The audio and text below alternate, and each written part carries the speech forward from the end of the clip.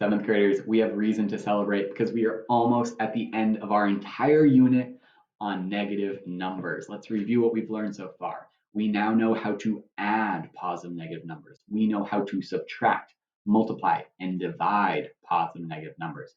Now, in the last little bit, before we finish up the unit with the test, we are going to have to bring it all together, figure out what we know about how we can solve complicated problems that include all four of those operations: adding, subtracting, multiplying, and dividing.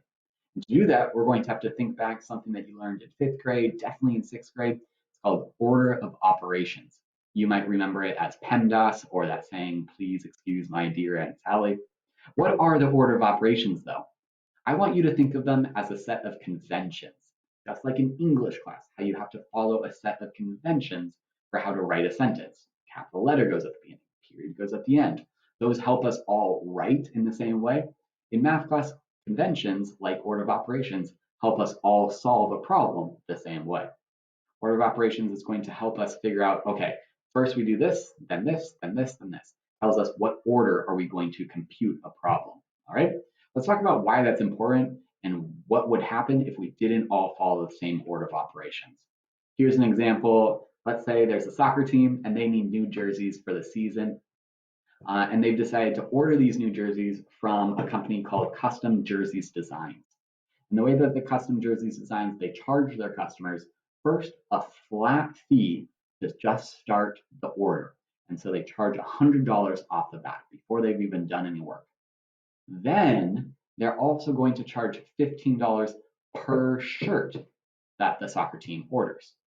We can put this information into a number sentence that looks like this, where we have C equals $100, the startup fee, plus $15 times N. C is going to tell us the total cost of the order, and N is going to tell us how many jerseys they order. So we know that the total cost will equal $100 setup fee plus $15 per the number of shirts, okay? Now, we've got to use order of operations to solve this problem in the correct way. Otherwise, what I've seen happen, students come up with two completely different answers, and then we don't know how much does the team actually need to pay. So let's say there's 20 people on the soccer team, so they need 20 new jerseys. And I've seen, like I said, students like Pedro and David solve this completely different. Pedro right here, he says that the cost is going to be that $100 startup fee plus $15 times the 20 jerseys that they need. Okay, that makes sense so far. And what did he do first? He took 15 times 20, yep, because that's the cost per shirt. This is the number of shirts, so 15 times 20 is 300. Then he added in that $100 setup fee, so the total cost is $400. Okay. David started off the same way. Yeah, C equals 100 plus 15 times 20. But then what did he do first? It looks like he actually did 100 plus 15 is 115 times 20 is, whoa, hold on. That's a completely different answer, $2,300. So how much are these jerseys going to cost? Will they cost $2,300 or only $400? If we think about this problem, well, we know that each jersey only costs $15.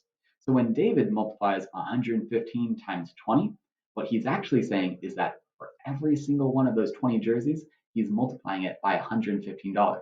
The jerseys don't cost $115 each. No, so we only need to multiply 15 times 20 and then add in the $100.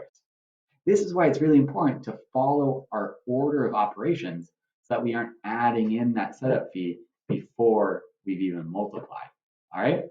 So here are the order of operations that we've learned before. They go in order of PEMDAS, P-E-M-D-A-S. P stands for parentheses, which are just grouping symbols. So we've got to do whatever operation is inside those grouping symbols first. They might also be brackets too. Then we have exponents. Next step is multiply or divide. We do those at the same time, whatever comes first when we read left to right. Lastly is adding and subtracting. Same thing, they go at the same time, whatever comes first, reading left to right. These are the order operations. Make sure that you are comfortable using these. In the next video that I'm going to post, we're going to work through a problem of how you can use order of operations when we've got negatives in them.